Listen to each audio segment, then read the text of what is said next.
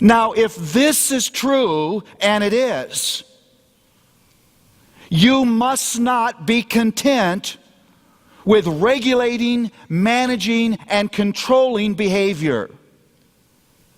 Because if all you do is regulate and control behavior, once that child exits your home and that system of control is no longer there, they have nothing. Every September, thousands of supposedly Christian young people go off to residential university and forsake the faith. I would propose to you, they're not forsaking the faith. They never had it in the first place. You see, if the heart is the control system, if the heart really is the causal core of my personhood, then what I'm actually parenting is not behavior, I'm parenting the heart. Where change needs to take place is not first in behavior, change needs to take place first in the heart. That's my job. That's my job. Now, Jesus uses a wonderful example here. It's the example of a tree, a fruit tree. Think about this example. It's really brilliant.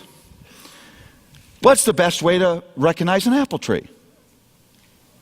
Apples, right? But think about this. When you see apples on that tree, you instinctively know that that tree is appleistic all the way down to its roots, right? If it didn't have appleism in its roots, it wouldn't grow apple as fruit. And in Christ's illustration, the fruit is behavior and its consequences, and the roots are what's going on in the heart. You know that you will never plant Georgia peach pits and get apples. If you plant peach pits and get apples, run fast, run far, something has happened to the universe and it's not good. Now that's a very helpful illustration. But let's work with it. Let's push it a little bit. Pretend with me that I have an apple tree in my backyard. And every year it grows twisted, pulpy, dry, brown, hard, inedible apples. And that happens year after year. It's very frustrating. Never get an edible apple. This tree grows organic hockey pucks. And Luella finally says to me, my dear wife, Paul, it doesn't make any sense for us to have this apple tree and we can never eat the apples. Can't you do something about our apple tree? And I think and I ponder, I love this woman, I want to please her. And I say to her one Friday evening, I got a great idea. Saturday, I'm going to fix our tree. Well, she's a little bit confused, but she's kind of excited. Saturday morning, she looks out the kitchen window into the backyard, and she sees me carrying these items. Pay careful attention here. I'm carrying a big, tall ladder. I'm carrying branch cutters,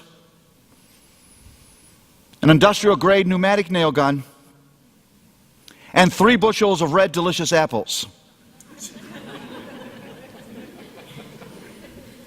And I get up on the ladder, and I very lovingly and carefully cut off all those organic hockey pucks.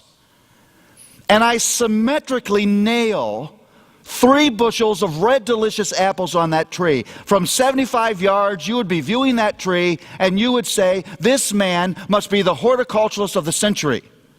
If you're my wife, what are you thinking? You're thinking, this is the big one. The doctor said he'd be this way if he lived. Now, what's going to happen to those apples?